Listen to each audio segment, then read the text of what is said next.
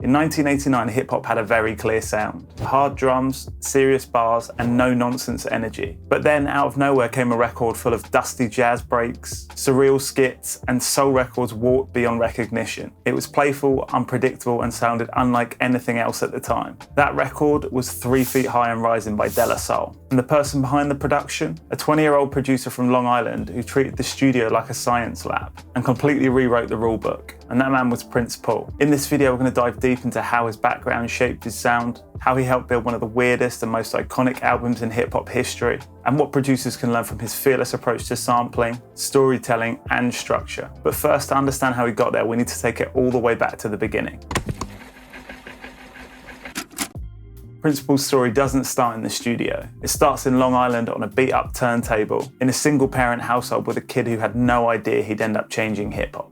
By the age of 10, Paul was already DJing local parties, not because someone had just handed him the equipment, but because he hacked it together. I took the turntable, it was an old one that my family had, and I took another cheap turntable, I think it was a Lafayette, that was the name of it, and I used a balance knob as a mixer to go between the component one and the one that I had. With those technical heads, I put everything mono. Instead of balance going left for one turntable, it went through the center, and that's how I kind of mixed. I thought it was pretty ingenious for a little kid. And whilst most kids at that age were outside playing, Paul was inside practicing his skills, obsessing over his parents' jazz records, taping James Brown 45s off department store shelves, and learning how to mix by watching DJs throwing block parties in the park. The thing that messed a lot of DJs up, and how I kind of got a lot of the break beats back then, is they would erase the labels, but they were stupid enough to keep the jackets. I'd go to the little block parties and stuff, and I watch them, and I look in the back, and you see the record up like that. Not that I could afford half those records, but I knew what they were. And by the time he was a teen, he'd met the legend Biz Markie, and together they started making pause tapes and chopping up loops, not because they planned to release them, but just for practice. Then at 16, he got his big break. He was asked to join Sonic, who were one of the first hip-hop bands to blend drum machines with live instruments. And suddenly he's performing at Madison Square Garden and touring with Run DMC. But even at that level, Paul was still the youngest in the room, and in most cases, the weirdest as well, which meant often his ideas just didn't land. So a lot of times we'd go into the studio, and I'd say, hey, I think this would be cool. I remember literally getting my hand slapped off the board. I was probably 17, 18 at the time. You start to second guess yourself. You're like, well, maybe I am whack. Well, maybe the idea was stupid or whatever. He'd throw out different concepts and they'd just be thrown aside. So his next big opportunity actually came from an unexpected connection. Everett Collins, his former music teacher, and also a former drummer of the legendary Isley Brothers, introduced him to a young group from the neighborhood, De La Soul. Maceo, who was the DJ, was like, hey man, I got this group De La Soul. You should check them out. They're really, really good. And he brought those guys over and I was like, wow. First I was like, I know the MC, get out of here. And De La Soul, made up of Pos, Dave, and Maceo, were unlike any other group. They didn't want to be tough or trendy. They were goofy, experimental, and unafraid. And most importantly, they actually got Paul. After meeting, they put together a 2-track demo, which managed to get them a record deal with Tommy Boy Records. I first heard of De La Soul when I got a call from Daddy-O from Sonic, and he told me that Prince Paul was working with this group called De La Soul. I'm like, well, bring it in, I want to hear it. Sure enough, he brought me plug tuning and freedom of speech.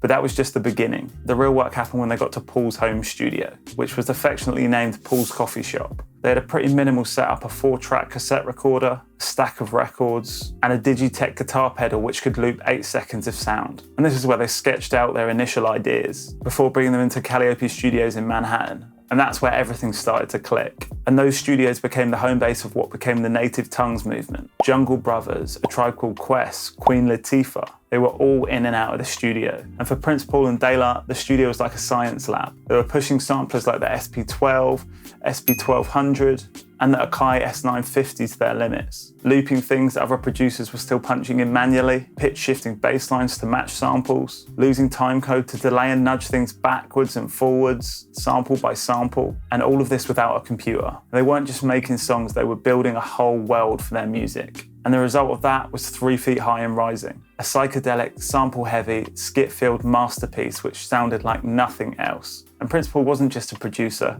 he was an architect of the whole project.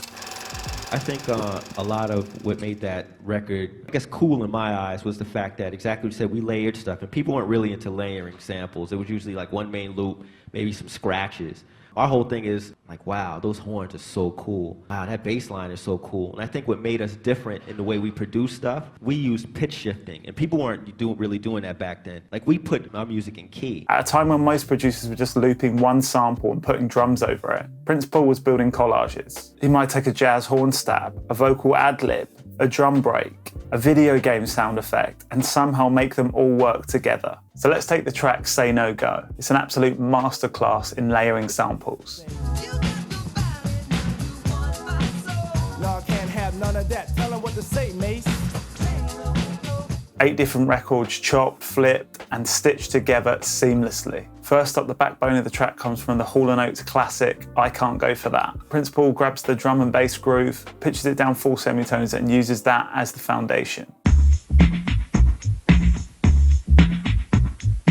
And he also chops up a vocal from that track and pitches that slightly to fit in the mix.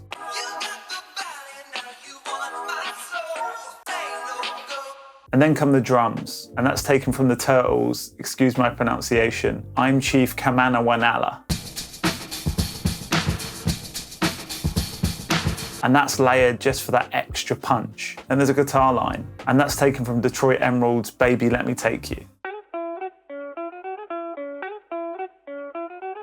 Next comes some more drums and organs from Sly Stone's Crossword Puzzle. And you've also got a little synth stab from that as well. And finally, he sprinkles in some extra cowbell from the Rolling Stones' Honky Tonk Woman.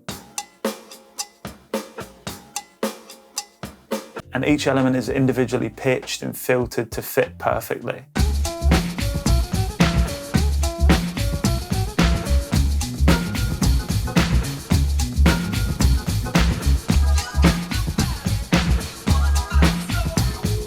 So now I want to show you how you can layer samples yourself. And I'm going to be using sounds from my new sample pack, Slow Simmer Volume 1. There's 10 full compositions in there, plus all the stems. And I thought, what if I take a few different stems from different samples, layer them together, and build something completely new? And if you want to grab the pack, the link is in the description. And for the first 25 people, we're offering 50% off if you just use the code LOW and SLOW. So I've had a little play around, and this is what I've come up with. And the only thing that isn't in the sample pack is drums. So I got this drum loop from Tracklib. And I've layered that with a Kalen Ellis percussion loop. Then we've got the bass, which is taken from a sample called First Glance. And you can see I've individually pitched different bass notes. And then we've got this piano loop that I've chopped to fit with this tempo. That one hasn't been pitched at all.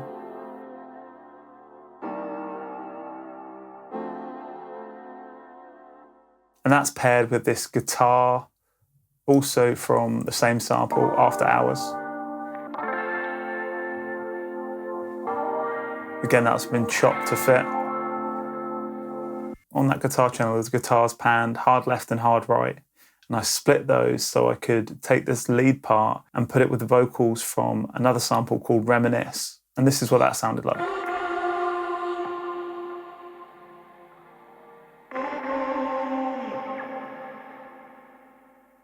And then I've just added some strings from a sample called First Glance. That one's been chopped up to fit. And when I play all of that together,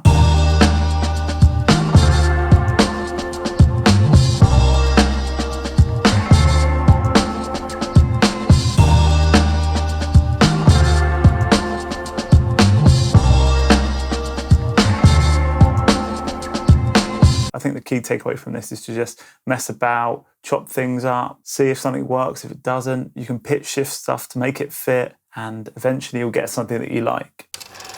I think it's definitely coming from the DJ background, because my influences as a DJ was record selection. And to me, who had the best record selection that I've ever heard is Africa Bambaataa. He played everything and anything. You could listen to old tapes now, but the fact that he would dig deep and dig weird, with a whole bunch of songs that made me go, okay, it doesn't matter who makes it or the genre, it just matters that it's dope. And Prince Paul's weirdness didn't just come from his gear, it also came from his ears. He grew up on his dad's Coltrane and Monk records. He studied Afrika Bambaataa mixtapes, listened to early house music, comedy albums, and even children's records. And by the time he hit the studio, he had this massive mental library of sounds to choose from. And those wild listening habits is what allowed him to pull a church organ from one record, a schoolhouse PSA from another, and somehow make them all work together. And if you want to produce outside the box, you need to listen to music outside of the box. Explore genres you don't normally touch. Pull references from soundtracks, cartoons, even stand-up. And that way you're going to find samples that nobody else is using. So Prince Paul's drums obviously hit hard, but they also had tons of personality. Instead of stacking pristine one-shots, again he'd focus on feel. He once said that SP1200 gave his drums a sound that no other sampler could. Thick, gritty, and unpolished in the best way.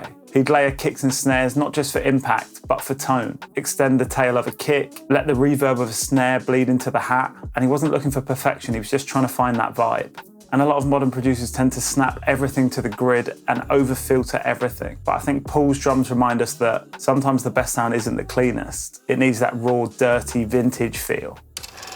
I think that's the best thing in production is when you're doing something, you say, wow, is there any way that I can make this go backwards, but the snare go forwards, but everything else go backwards? And when you constantly ask yourself questions, you start to find out the answers to those questions. To actually go forward and kind of answer those things, especially technology things, it can make your production far more advanced than most people. And that's what we did on that album. Prince Paul didn't have a wall of high-end gear. He started off with a 4-track cassette recorder, an 8-second looping guitar pedal, a cheap mixer which had no EQ, and some of the most limited samplers ever made. But instead of fighting those limitations, he leaned right into them. He learned how to time loops perfectly, how to pitch shift samples to match, how to program drum machines with feel. He's figured out how to sync timecode to delay a sample by a few milliseconds, and he learned how to tell full stories with just 8 tracks of audio. And obviously nowadays, with everything at your fingertips, it's easy to think you need every synth, every plugin available. But sometimes it's better to just go deep on one thing, whether that's a synth, a sampler, or a plugin.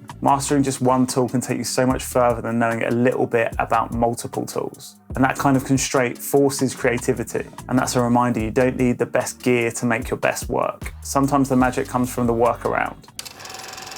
Now, Prince Paul's story is way bigger than what I can fit into one short video. But if you want to dig deeper, I highly recommend checking out Open Mike Eagle's podcast, What Had Happened Was. There's a whole season where he interviews Prince Paul, going into every little detail of his career. It's full of gems and it's 100% worth your time. And if you're a producer or a beat maker and you're looking to connect with others, we've just launched our own Discord community. And it's the perfect place to share your music, collaborate, ask any sort of questions, and just to find more people that love music.